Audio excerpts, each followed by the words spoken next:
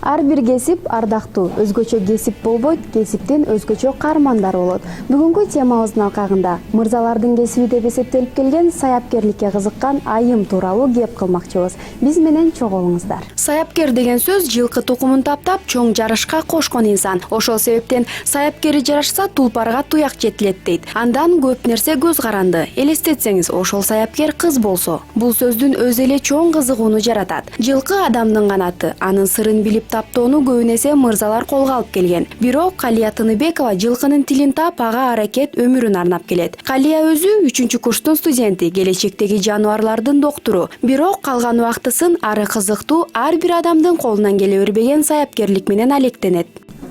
Бул атактуу көк бөрүүчү улакчы Манас Ниязов минген аттын бир тууган иниси. Бул атты мен аябай жакшы көрөм. Эмнегедир билбейм, бул атка дагы аябай көнүп да калгам. Бул сарайга келгенде ушу бойка гана деп ушуну эле издейм. Жылкы адам баласынын колго үйрөтүлгөн эң алгачкы жаныбарларынын бири. Өзгөчө көчмөн элдин турмушунда эң негизги орунду ээлейт. Жаныбарлардын ар биринин кылык жоругуна көнүү оңой эмес. Ар бири өзүнчө сырдуу, сындуу, сыпаттуу.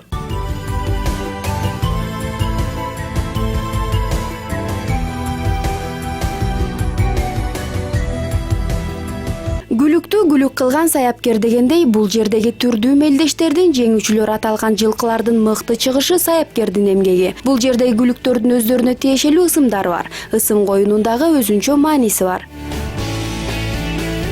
Бул Мирабелла. Калияны жаңы туулган кезинен баккан, учурда 4 жашта, ал Ысык көлдө. Ал эми бул Талас командасында ойногон полковник. Бул болсо Бойка 3 жашта, атасы кахарман аттуу аты чыккан гүлүк. Өлкөбүздүн мыкты улакчысы Манас Ниязовдун Бойка аттуу гүлүгүнүн бир тууган ээси болгондуктан бул ысымды ыйгарып коюшкан. Өзгөчө көрүнгөн бул сүрөттө улак тартыштын чебери Ахиллес. Калия кадимки жигиттер сымал эле минтип ат такалайт. 2008-жылы ипподромго келгем биринчи жолу.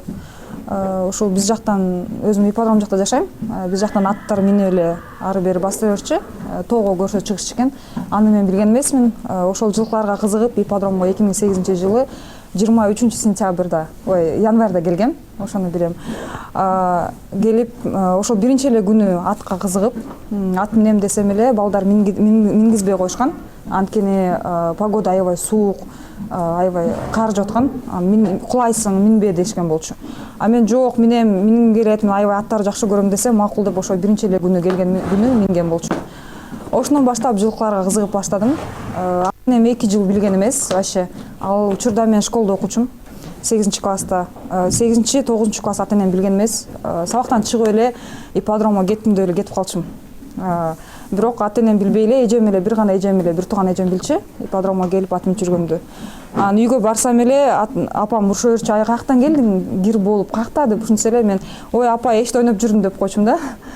Бул болсо ипподромго келип эле атты токуп, атты тазалап, кадимкидей эле проездкага чыгып, аттарды минип, кайта келип ушундай ат полный карап жүрчүмүн да өзүм. Кыракылык, мээримдүүлүк жана чыдамкайлыкты талап кылган бул кесипти аркалап, ата энесинин каршы болгонуна карабай көңүлү тандаган жолдо келе жаткан бүгүнкү каарманыбызга ийгилик каалайлы. Элнура Калыкова, Диас Сакинбаев, НТС Таңшоола.